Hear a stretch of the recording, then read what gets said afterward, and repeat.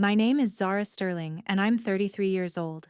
If you'd asked me a few months ago to describe my life, I would have said it was solid, not glamorous, not tragic, just steady in a way I'd worked hard for. I've been married to my husband Miles for 6 years. We met in college, got married young, and for a long time I thought we were the couple other people envied, the ones who figured it out early. We paid our bills on time, argued about stupid things like whose turn it was to take out the trash, and talked vaguely about starting a family next year.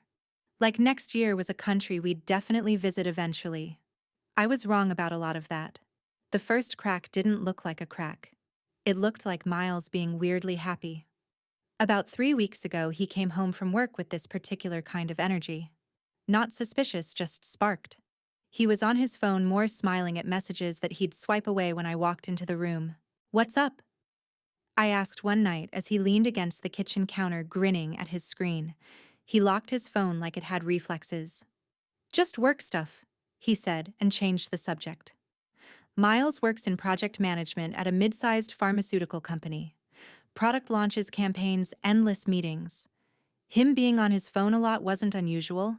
Him being secretive about it was. I noticed it in other places too. How he'd zone out during dinner, smirk at a notification, and turn the screen slightly away from me. I told myself not to be paranoid.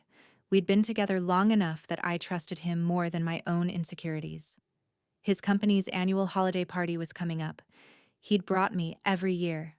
The venue changed, the theme changed, but the script was always the same. Free drinks, awkward small talk, some VP giving a too long speech about synergy while everyone pretended to care. This year was supposed to be no different, or so I thought. One Tuesday evening, I was chopping vegetables for dinner when Miles cleared his throat behind me. "Hey," he said. Casual, too casual. I glanced over my shoulder. "Yeah, so about the office party on Friday." He shifted his weight fingers, tapping against the counter. "I think maybe you should skip it this year." The knife paused mid-slice. "What?" Why, he hesitated. That split second of silence should have been my first red flag. "It's just Bianca's going to be there," he said. "And I think it might be awkward." Bianca. I hadn't heard that name out loud in years. Bianca Croft, his ex-girlfriend from his early 20s. They dated for 3 years before he and I ever met. According to Miles, it ended amicably when she moved across the country for work. She'd always been a shadow story in our relationship. Mentioned in passing, filed under old life, no longer relevant. "I thought she moved to Chicago," I said. "She did. She's back now. Chief Revenue Officer." He exhaled like this was a minor inconvenience, like a parking ticket. "We work together sometimes. It's fine. We're fine. I just don't want things to get weird if you're there. You know how exes can be." I set the knife down slowly. "Miles, we've been married 6 years. Why would I be weird about someone you dated in your 20s? He flashed a nervous smile. "You wouldn't, but she might. She's been kind of nostalgic lately, asking about my life, commenting on old photos on LinkedIn. I don't want any drama.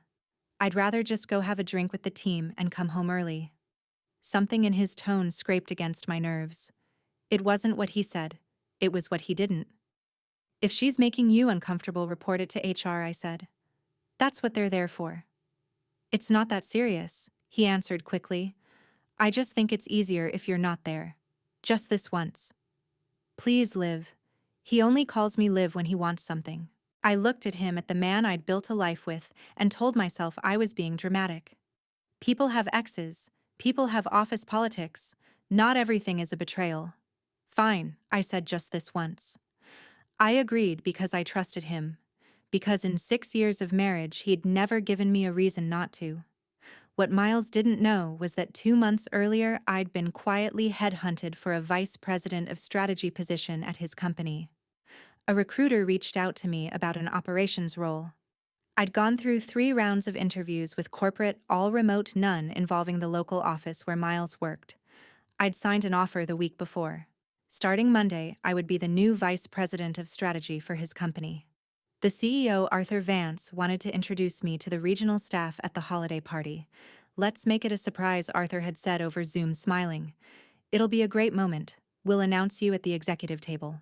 I hadn't told Miles yet because I wanted to surprise him.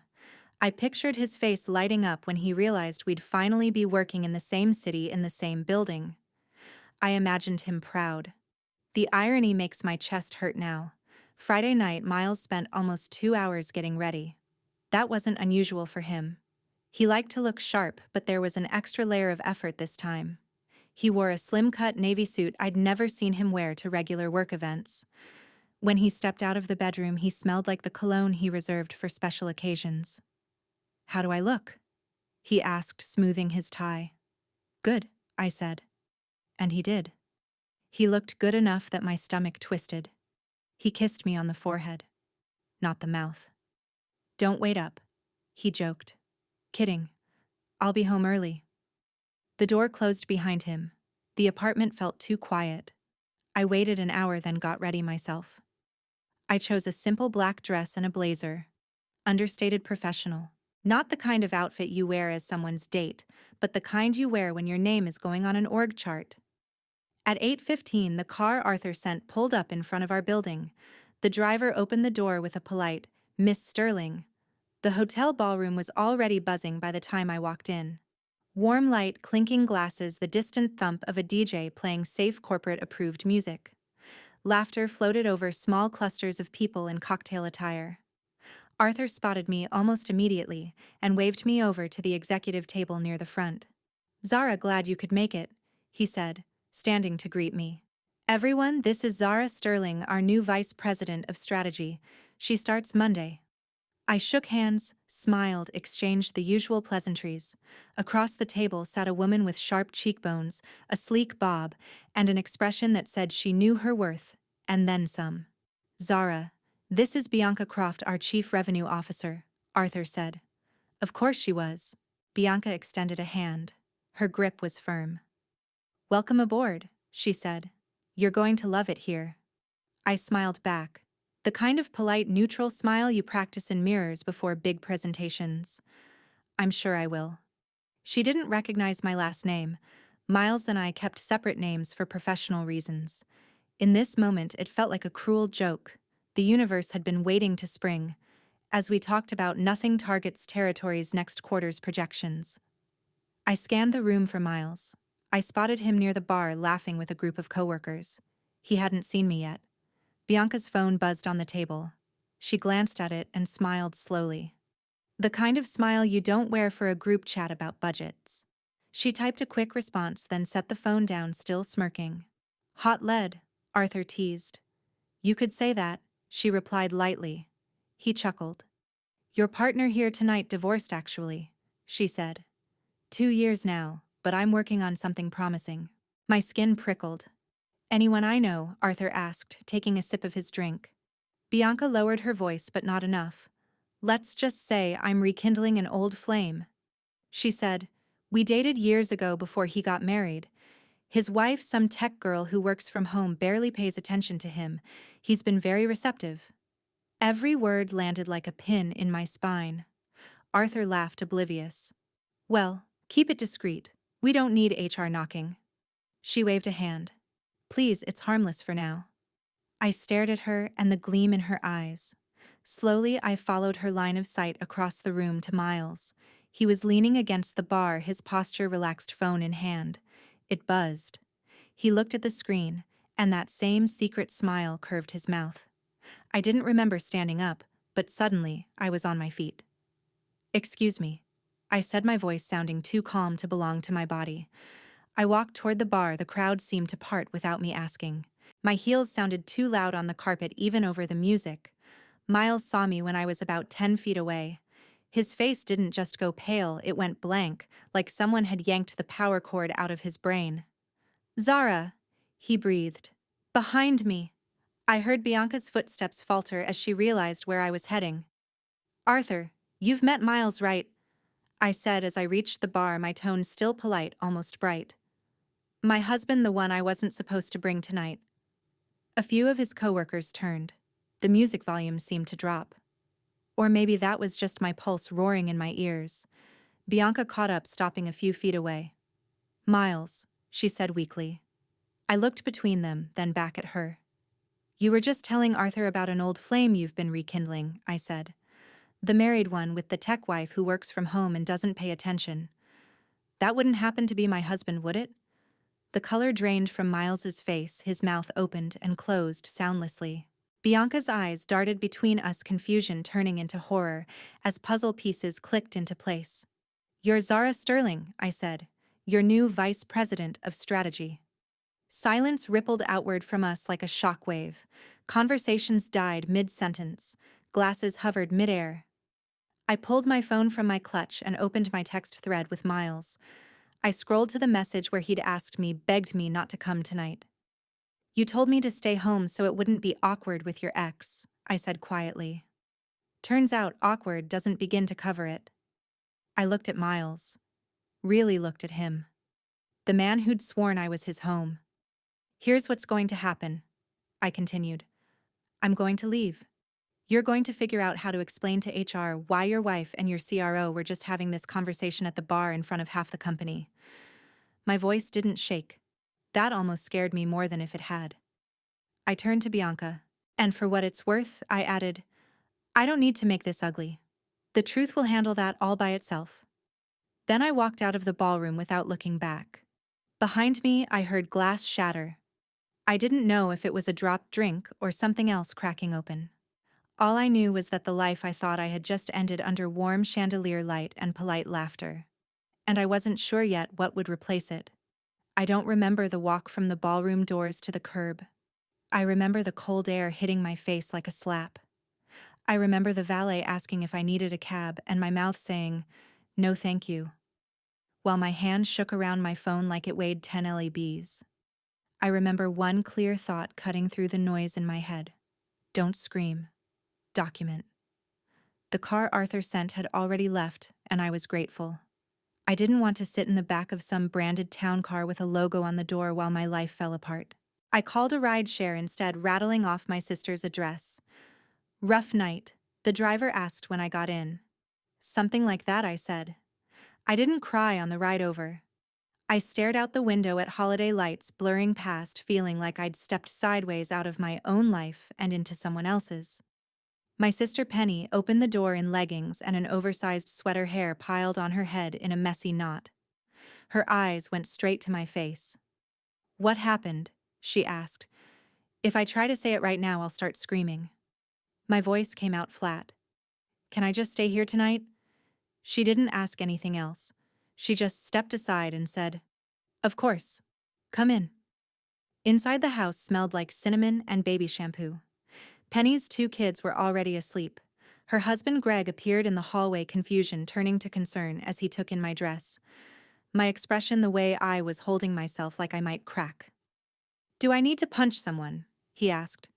Get in line, I muttered. We ended up at the kitchen table with tea I wasn't going to drink. My hands were steady enough now to hold my phone without dropping it. Okay, Penny said gently. You don't have to give me everything. Just tell me. Do I need to call the police or a doctor or a lawyer? I let out a breath that was almost a laugh. A lawyer, I said. Definitely a lawyer. I told them the short version. Miles's ex, the party. The comments about the tech wife who didn't pay attention. The way Bianca had looked at him like he was a prize she just reclaimed. Penny's jaw tightened. Greg swore under his breath. He did this at his own company party. Greg said with executives there. Yeah, I said dully in front of my new boss. There was a long silence. The refrigerator hummed. Somewhere down the hall, a kid turned over in their sleep and mumbled. Okay, Penny said, finally switching into the practical older sister voice she'd been using on me since we were kids. What's step 1? Step 1, I said, is receipts. I pulled up the customer service number for our phone carrier. Are you sure you want to do this tonight? Penny asked quietly. If I wait until morning, I'll talk myself out of it, I said. I'll tell myself I'm overreacting. I'm not doing that this time. The call connected. A cheerful automated voice asked about my account. I punched numbers, gave my passcode, waded through hold music that sounded like it was mocking me. Finally, a real person came on the line. Thank you for calling. This is Sarah. How can I help you tonight? Hi, Sarah. I said, my tone crisp, businesslike. I need detailed text message records for a line on my account for the past 2 months. She asked for verification. I answered on autopilot. May I ask why you need the records? She said, You may. I replied. My husband has been lying to me, and I want to see exactly how. Penny winced. Greg's eyes flicked to the floor. There was a pause on the line. I'm sorry to hear that, Sarah said, her voice softening. I can process that request for you. It may take 3 to 5 business days to generate the report. That's fine, I said. Please send the records to the email on file. I'll need all messages sent and received from his number for the last 60 days. Understood. I'll expedite it as much as I can. Thank you, I said. You've been very helpful. When I hung up, Penny squeezed my hand. You know this could still hurt to see, she said. Even if it confirms what you already know. It'll hurt either way, I said. I'd rather be hurt with evidence. We made up the guest room. Penny offered to sleep with me in case I didn't want to be alone. I told her I'd be okay.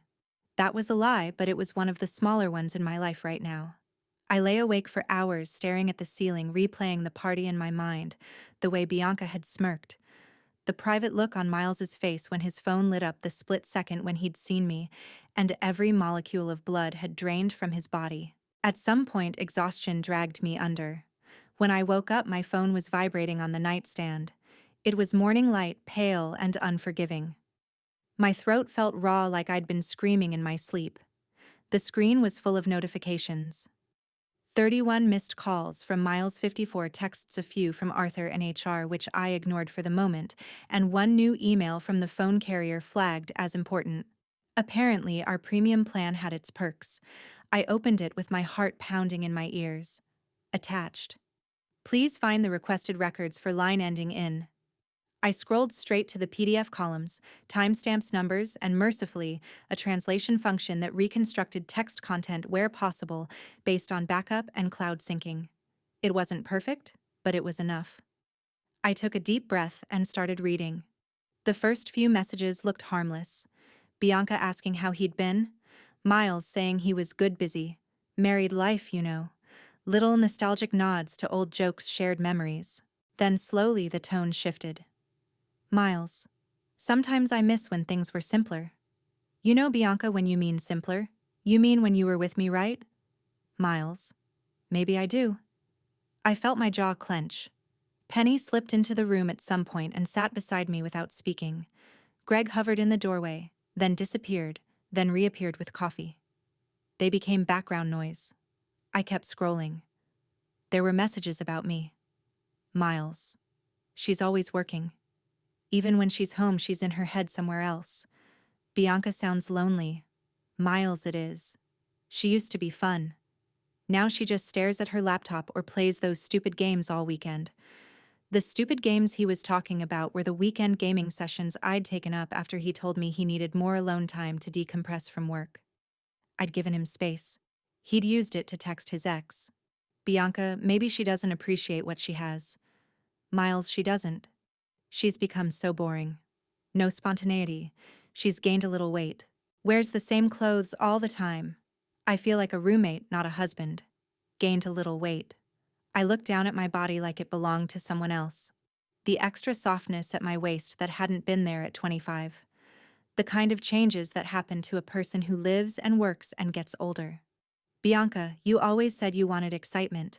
Remember that weekend in Cabo? Miles, hard to forget. You were hard to forget. I scrolled further. Plans. Bianca, we should catch up properly. Maybe dinner. Just as old friends. Miles, that would be nice. She's out a lot in the evenings. Work events. A lie. If I worked late, I told him. If I had plans, I invited him. Bianca. Or we could skip dinner and go straight to dessert. There's this great hotel downtown, Miles. I don't know. Bianca, come on. You deserve to feel wanted again. Miles. She'd never have to know. Bianca. Exactly. There were also messages about money. Miles. She makes good money but doesn't like to spend it. Always talking about saving for the future. Bianca, experiences are part of the future. What's the point if you never live a little? Miles, try telling her that. Every time I suggest a trip, she says we're close to a down payment for a bigger place. A bigger place I'd been methodically saving for us, for the family he claimed to want. Bianca, I'd take you places. Show you excitement. Miles, that sounds amazing. The messages grew more explicit. Flirtation turned to graphic plans. They hadn't slept together yet. Not according to the timeline of texts, but they'd scheduled it. Next weekend, Bianca room is booked. I'll tell them it's a work conference if anyone asks. Miles, I'll tell Liv I have a late team meeting and might crash at Dad's if it goes late. He'd planned the lie so neatly, slotted it into our life like an appointment. I didn't realize I was crying until a tear hit the screen and smudged the text slightly. Liv Penny whispered, "You can stop. You've seen enough." "I haven't," I said. My voice sounded detached even to me. "I need the full picture." "What does that change?" she asked. "He betrayed you. Whether it was one text or 100, it changes how cleanly I can cut him out." I said it changes how much he gets to argue later that it was just emotional or just talking. I forwarded the entire file to my personal secure email. Then I added a new contact attorney, Hart and Levy, the family law firm I'd Googled at 3:00 in the morning when I couldn't sleep. I attached the PDF and typed preliminary documentation. "Please confirm receipt. I'd like to move forward with a consultation as soon as possible." Within an hour, I had a reply. "We're sorry you're going through this. We'll call you this afternoon to discuss next steps." I locked my phone and finally set it down. So Greg asked from the doorway, "Is it as bad as you thought?" "Worse," I said, "because now I can see they didn't just trip and fall into this. They scheduled it like a dental appointment." Penny reached for my hand again. "What are you going to do?" "Call a lawyer?" I repeated. "Then I'm going to call HR in that order." The rest of Saturday crawled. Miles's text came in waves. "We need to talk." "I'm so sorry, Liv. Please pick up." It wasn't what it looked like. Nothing happened. "We were just talking. Please, you know me." That last one made me laugh out loud. Bitter. Sharp. By Sunday afternoon, he apparently realized I wasn't going to respond by phone. So he showed up. I was in the kitchen with Penny when the doorbell rang. The sound vibrated through my chest. "Stay here," she said immediately. I heard the door open, heard her voice harden in a way I'd never heard with me. "Miles," she said. "You need to leave. I just want to talk to my wife," he said. His voice carried down the hall, afraid and desperate. "Please, Penny." "She doesn't want to see you," Penny replied. "She said so." "She doesn't mean that," he insisted. "She's upset. We just need to talk, the two of us. Please." I stepped into the hallway far enough back that he couldn't see me, close enough that I could hear every word. "You don't get to decide what she means," Penny said. "You had years to talk. You used them to text someone else." "That's not fair," he snapped. "You don't know the whole story." "Then go tell it to your lawyer," Greg said, appearing behind Penny. His voice was calm, but his posture wasn't. "You're not coming in this house." There was a pause. I pictured Miles on the porch, hair mussed suit jacket wrinkled from being thrown over a chair, eyes bloodshot from too little sleep and too much panic. "Zara," he called, raising his voice. "Liv, please just let me explain." Nothing happened. I swear to you, nothing happened. I stepped forward until I could see him through the narrow gap of the doorway. He did look awful. Stubble, dark circles, tie hanging loose like he'd pulled it halfway off and forgotten the rest. For a brief, traitorous second, my heart squeezed. This was the man I'd loved for a decade. The man I'd pictured standing next to me when we signed for a house or held our first child. Then I remembered his messages about my boring habits, about my body, about how he deserved excitement, and the sympathy burned away. "I saw the text, Miles," I said. My voice was calm. "All of them." His head snapped toward me. "Liv, you hadn't slept with her yet?" I continued. "Congratulations. You only bought the hotel room and planned the lies. Really stellar self-control." "It was a mistake," he said quickly. "I got caught up in the attention. I've been feeling invisible in our marriage, and she—" "You felt invisible," I repeated softly. "So you made me invisible." He flinched. I was interviewing for jobs here so I could be home more. I said I was saving for a house so we could have more space, maybe kids someday. I was playing games on weekends because you told me you needed quiet. Every single thing you complained about to Bianca was something I did for us or because you asked me to. Tears filled his eyes. I know. I know that now. I was stupid. I got caught up in the fantasy of it. We can fix this, Liv. We can go to counseling, therapy, whatever you want. I'll quit the job. I'll block her. I'll do anything. I already called a lawyer, I said. And tomorrow I start as your vice president of strategy. His face twisted. You can't just throw away 6 years. I'm not throwing anything away, I said.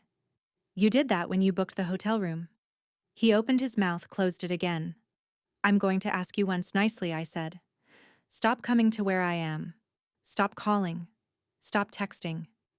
From now on, anything you need to say goes through my attorney. If you keep showing up uninvited, I'll file for a restraining order. Something in my tone must have convinced him I meant it. His shoulders slumped. I love you, he whispered. I know it doesn't seem like it, but I do. I love the person I thought you were, I said. That person doesn't exist. I'm not going to keep pretending he does just because it's more comfortable for you. For a second, anger flashed in his eyes. Real hot anger at the fact that his apology wasn't working the way he'd imagined. Then it guttered out, leaving only exhaustion. He looked past me at Penny and Greg. Can I at least send her some things? He asked. Her clothes. Her email, my lawyer. I said. They'll coordinate a time for me to pick up what I want from the house. He swallowed. Okay. He took a step back. Then another. Goodbye, Miles, I said. He flinched like I'd slapped him. Then he turned and walked down the driveway. Penny closed the door. Greg locked it. I leaned my forehead against the wood for a moment, feeling my heart hammering against my ribs. That was brutal, Penny said softly. It was necessary, I replied, because somewhere between the ballroom and that front porch, the version of me who would have accepted less had quietly died. What was left was someone who kept her own receipts. Monday morning felt like stepping onto a stage I never auditioned for. I stood outside the glass doors of the company headquarters, the same doors Miles walked through 5 days a week, with a brand new employee badge clipped to my blazer and a ball of cold iron sitting in my stomach. I'd imagined this moment so differently. In the version of this life, I'd pictured Miles would be waiting for me inside, grinning like he was proud. He'd introduced me to his coworker's joke about how I was finally joining him in the same city, the same building. He'd squeeze my hand as we stood in the elevator together like we were leveling up in life as a team. Instead, I walked in alone. The receptionist glanced up, bright and professional. Good morning. You must be Zara Sterling, I said, sliding my ID across the counter. First day. Her smile flickered just slightly. People in offices are trained to pretend they don't know gossip, but the look told me enough. Word had already gotten around. She printed a temporary badge, handed me a small welcome packet, and pointed toward HR's floor. Someone from HR will meet you there, she said gently. HR wasn't supposed to meet new VPs at the door. They usually waited until after onboarding, after the welcome brunch, after the polished introductions. But nothing about my arrival was normal anymore. The elevator ride felt too quiet, too slow. When the doors opened, a woman in her late 40s, sharp suit, professional smile approached me immediately. Miss Sterling, I'm Linda from HR. Thank you for coming in. Would you step into this conference room with me for a moment? Her tone was soft, in the same way nurses talk to patients who've just woken up from surgery. Inside the room sat Arthur Vance, the CEO. He rose as soon as I entered. Zara, he said, voice apologetic. I'm very sorry about what happened Friday night. You know, something has truly exploded when the CEO apologizes personally on day one. Linda closed the door behind us. We want to assure you that we're handling this with complete confidentiality and seriousness. Arthur nodded. What occurred at the party clearly violated several policies. We've already begun a formal internal review. I sat down, folded my hands in my lap, and let them talk. It was strange, almost dissociating, to be the calm one in the room, while two executives looked at me with a mix of concern, sympathy, and corporate panic. Arthur cleared his throat. Zara, just so you're aware, Bianca Croft has been placed on administrative leave pending the investigation. My expression didn't change. Good. Linda added, given the circumstances, we're ensuring you won't have any direct contact with her during your onboarding or in your operational duties. That won't be difficult, I said. I have no intention of speaking to her now or ever. They exchanged a quick glance and nodded. And Miles? I asked. Arthur shifted uncomfortably. He came in briefly this morning, then left. HR spoke with him as well. I assume he won't be handling any projects connected to my department, I said. Absolutely not, Linda replied firmly. Separating workflows and reporting lines is our priority. Separating workflows, separating lives, same thing, different paperwork. After the meeting, my onboarding should have begun. New hire forms, laptop setup, office tour. Instead, Arthur personally escorted me to the leadership suite. As we walked, employees paused mid-conversation when they saw me. Some whispered, some straightened their posture like they'd just been caught misbehaving. Corporate gossip moves faster than light. When we reached my new office, I took it in silently. Sleek desk, floor-to-ceiling window, a plant that looked too alive to be real. A view overlooking the city. This is yours now, Arthur said. And for what it's worth, you belong here. You earned this. Don't let anything or anyone tarnish that. For a moment, the weight in my chest shifted. Not gone, but rearranged into something steadier. Thank you, I said quietly. The next few days blurred into a mix of professionalism and emotional triage. Everywhere I walked, hallways, meeting rooms, break rooms, I felt conversations hush around me. Eyes flickered away just a little too quickly. People didn't know whether to pity me or avoid me or pretend nothing had happened. I preferred the ones who pretended nothing happened. During a department briefing, I caught sight of an empty seat marked CRO. Bianca's nameplate was gone. By Wednesday, word spread that she'd been terminated. Not officially because of the affair. Corporations rarely put that in writing, but because during the investigation, finance had uncovered months of falsified expense reports and unauthorized travel claims. Miles's problem had merely triggered the audit. The real problem was Bianca's own behavior. Her downfall was inevitable. She'd just chosen the most dramatic accelerator possible. Miles, for his part, spiraled. On Tuesday alone, he sent me 20 texts. We need to talk. I'm begging you, Liv. Please don't ruin my career over a mistake. I love you. Please answer me. Please. I blocked him. He emailed instead. I blocked that too. Finally, he reached out through his mother, who called me in tears. Zara, sweetheart. I'm so ashamed. I don't know what got into him. You were the best thing that ever happened to him. Her voice cracked. I raised him better than this. I closed my eyes, letting the words settle somewhere between comfort and painful irony. It's not your fault, I told her. You didn't choose this. She sobbed harder. Miles's father emailed afterward. Short, formal, apologetic. A parent trying to clean up a mess that wasn't his. I replied politely. I didn't owe them cruelty, but I also didn't owe their son forgiveness. On Thursday afternoon, I got a call from Linda in HR. Just wanted to keep you updated, she said. Bianca's been formally removed from all systems.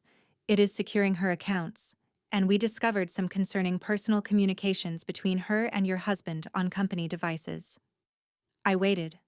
Nothing explicit, she clarified, but enough that we're documenting it in the file. Thank you, I said. And Miles, she continued gently, has voluntarily requested transfer to a different department. He won't cross paths with you. Good. I preferred to be done with him completely. That evening, as I walked to my car in the nearly empty garage, I heard footsteps behind me. My pulse spiked, but it wasn't Bianca. It was Miles. He looked worse than before, like sleep had been running from him and he hadn't had the strength to chase it. His hair was unwashed, his shirt was wrinkled, his eyes were haunted. Liv, he said, stepping closer. I held up a hand. Stop. He stopped. Please, he said, voice cracking. Just hear me out. I already did, I said. Every word you wrote to her. He flinched like it was a physical blow. I was stupid, he choked out. I felt invisible, and she She knew exactly what to say to make me feel important again. It wasn't real. It was attention, that's all. And lying to me, I asked, booking a hotel room, planning an entire affair behind my back. He swallowed hard. I didn't go through with it. You were going to. He didn't deny it. Liv, I'll do anything. He said therapy, counseling, I'll quit my job. I'll delete every account. Please, please don't end this. I stared at him, at the man who once held my heart so gently that I thought he'd never let it bruise, and at the man who'd thrown that same heart onto a hotel room reservation like it was spare change. I want a divorce, I said. And if you keep showing up where I work, I'll file a restraining order. Something broke in his expression then. Something old. Something familiar. Something that once held warmth. Now it held surrender. He nodded slowly. Okay, he whispered. Okay. He stepped back, then further still. When he finally turned to leave, the only sound was his footsteps echoing in the concrete garage.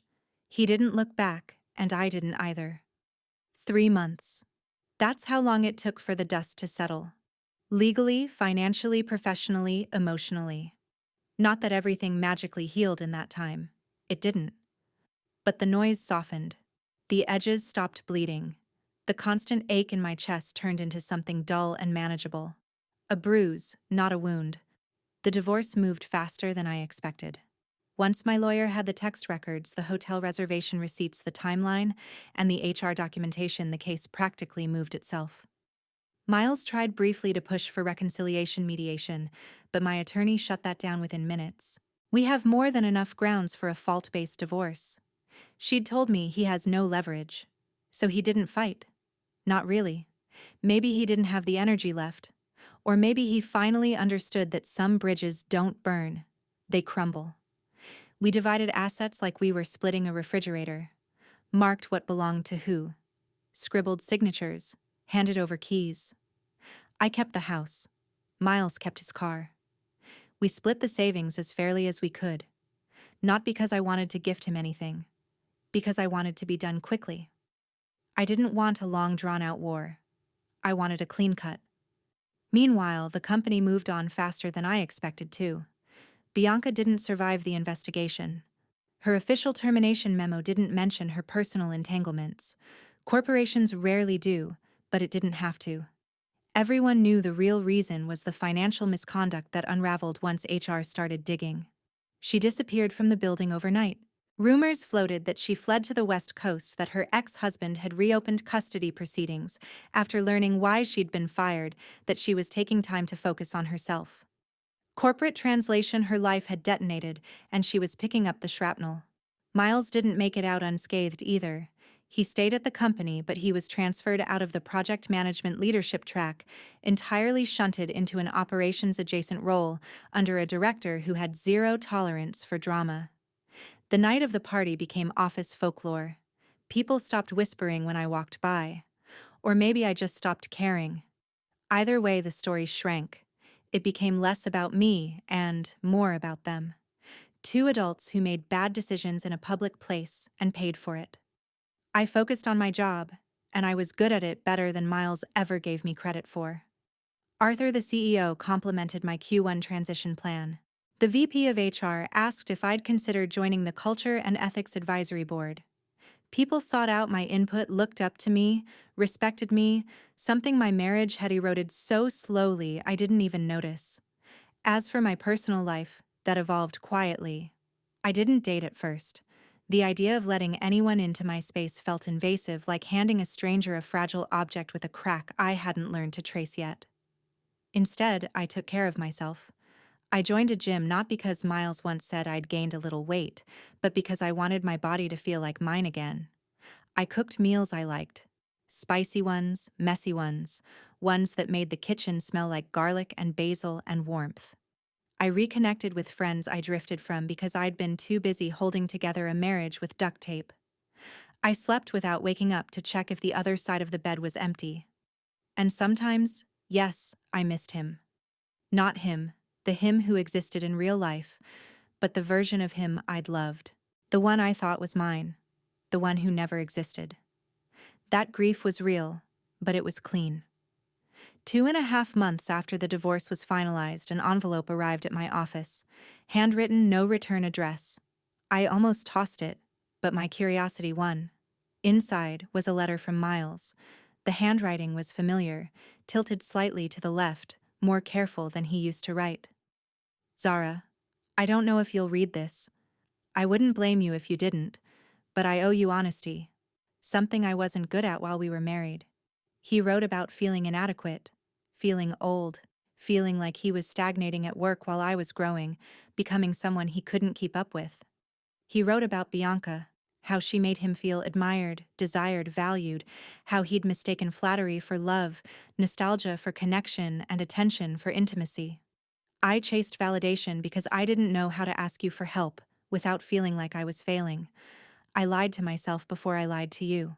He admitted he'd resented me for things he'd never communicated, that our life felt predictable, that he felt like he was fading into the background next to me.